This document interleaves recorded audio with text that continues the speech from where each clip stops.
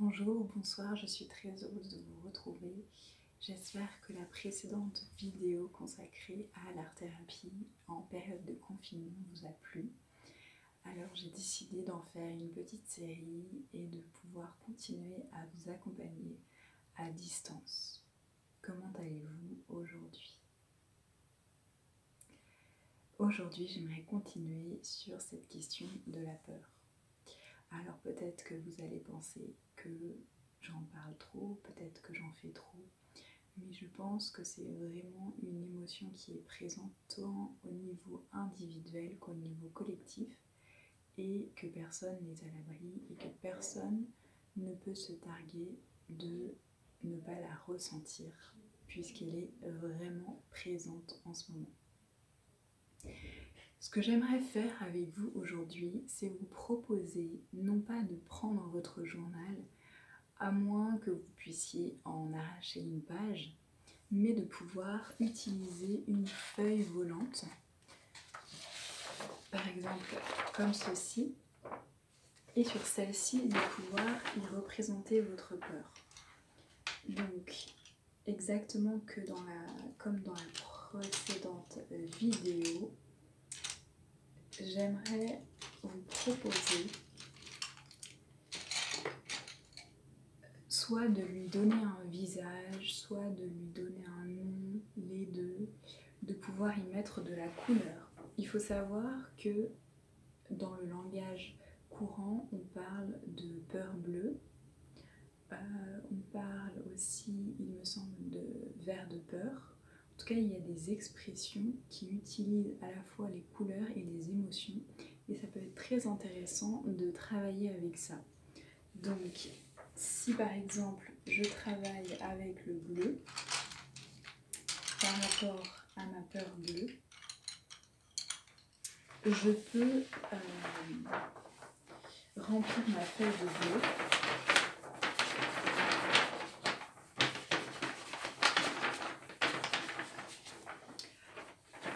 comme ceci. J'ai pris un crayon aquarellable bleu.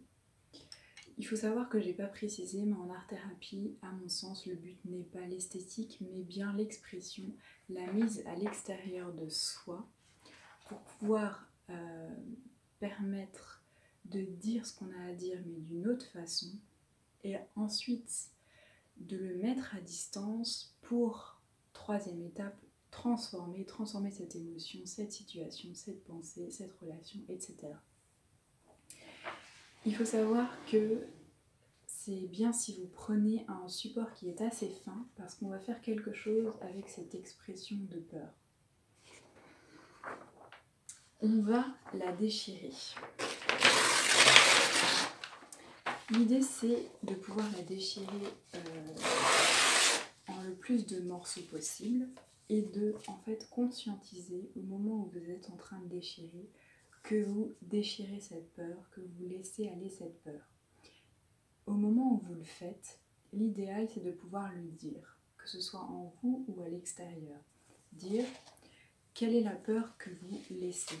Donc je laisse aller la peur de me faire contaminer, je laisse aller la peur de perdre mes proches, je laisse aller la peur de mourir en souffrance. Enfin, je sais pas. Quelles sont vos peurs? Vous les dites au même moment que vous déchirez vos papiers. Si vous avez la possibilité, l'étape ultime, c'est de pouvoir les brûler. Bien évidemment, de le faire de façon sécuritaire. Et si ce n'est pas le cas, et ben vous le déchirez le plus petit possible et vous le jetez à la poubelle. Et au moment où vous le jetez, vous continuez dans cette conscience que vous laissez aller votre peur. Donc ça, c'est vraiment un exercice qui est à la fois un exercice d'art-thérapie et à la fois un exercice symbolique, presque un rituel, dans le sens où le fait de poser cet acte va vous permettre en fait de laisser aller et de vous sentir plus en paix. Vous pourrez me dire si vous souhaitez dans les commentaires de cette vidéo si cela a fonctionné pour vous. Voilà. Je vous montre dans les vidéos mes crayons aquarellables avec lesquels je travaille en ce moment parce que c'est le matériel que j'ai sous la main.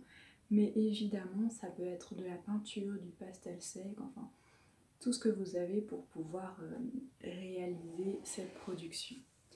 Voilà, ce sera tout pour aujourd'hui. J'espère que cette vidéo vous aura plu, qu'elle vous aura à nouveau apporté quelque chose, un peu plus de paix durant ce confinement, qui est à mon sens un moment propice, un moment de retour à soi. Voilà. Surtout, continuez à bien prendre soin de vous et de vos proches et je vous dis à très bientôt.